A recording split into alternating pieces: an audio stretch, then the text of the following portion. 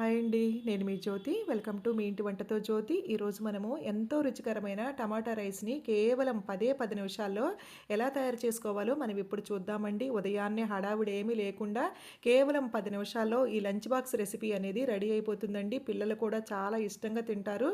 ఈ టమాటా రైస్‌ని అంత టేస్టీగా ఉంటుంది. ఇది ఎలా తయారు చేయాలో మనం ఇప్పుడు చూద్దాము.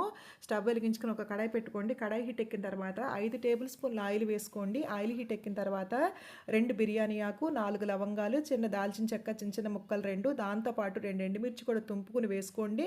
2 టేబుల్ స్పూన్కి తక్కువ కాకుండా పోపు వేసుకుని దోరగా వేయించుకోండి. ఇవి దోరగా వేగిన తర్వాత ఒక మీడియం సైజు ఉల్లిపాయని స్లైస్లుగా కట్ చేసుకుని వేసుకోండి. దాంతోపాటు 4 పచ్చిమిర్చి చీలికలు, కొద్దిగా కరివేపాకు కూడా వేసుకుని దోరగా వేయించుకోండి.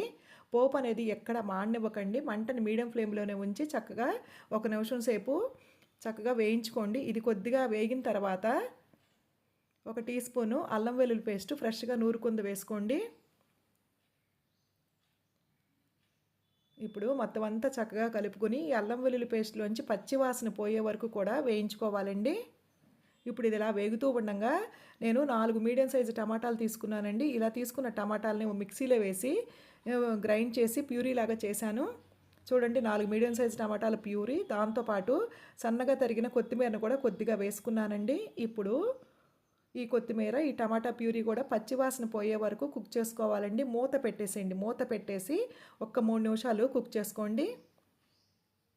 3 నిమిషాల తర్వాత చూడండి, కొద్దిగా ఆయిల్ పైకి వచ్చింది కదా, ఇంకా కుక్ అవ్వలేదండి, ఇంకా పచ్చిగానే ఉంది, ఇంకా కుక్ అవ్వాలి. ఈలోపు మనము 1/2 టీ స్పూన్ పసుపు, అలాగే రుచికి తగ్గట్టుగా సాల్ట్, అలాగే పెద్ద టీ స్పూను కారం వేసుకుందామండి. దీంతోపాటు 1 టీ స్పూను గరం మసాలా కూడా వేసుకుందాము. వేసుకుని మొత్తం అంతా చక్కగా కలుపుకోవాలండి. కలుపుకొని ఇప్పుడు ఈ గరం మసాలా, ఉప్పు, కారం, ఈ టమాటా ప్యూరీ, కొత్తిమీర ఇవన్నీ కూడా పచ్చివాసన మొత్తం పోవాలండి. పోయే వరకు మనం ఫ్రై చేసుకోవాలి. ఆయిల్ పైకి తేలే వరకు మూత పెట్టేసి ఇంకొక 3 నిమిషాలు ఫ్రై చేద్దాము.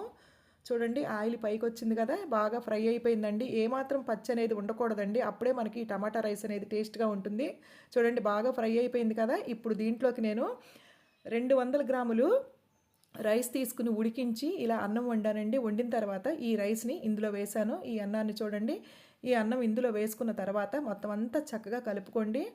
బిర్యానీ రైస్ అయితే ఇంకా బాగుంటుందండి. నేనైతే మామూలు రైస్తోనే వండేశాను. మొత్తం అంతా చక్కగా కలుపుకోండి. కలుపుకున్న తర్వాత చూడండి, ఇలా వీడియోలు చూపిస్తున్నట్టుగా ఈ మసాలా అంతా కూడా ఈ రైస్కి బాగా పట్టేట్టుగా కలుపుకోండి.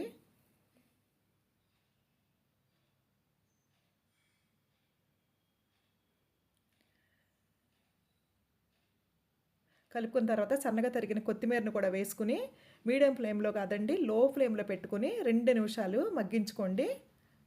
మనకు అప్పుడు 2 నిమిషాలు లో ఫ్లేమ్లో మగ్గించుకోవడం వల్ల మనకి ఇవన్నీ కూడా చక్కగా మగ్గుద్దండి. రైస్ కూడా చాలా బాగుంటుంది. ఈ మసాలా అంతా రైస్కి పట్టి ఎంతో టేస్టీగా టమాటా రైస్ అనేది రెడీ అయిపోయిందండి. చూడండి, స్టవ్ ఆపేయండి. ఎంతో రుచికరమైన టమాటా రైస్ కేవలం 10 నిమిషాల్లో మనకి ఇది రెడీ అయిపోతుందండి.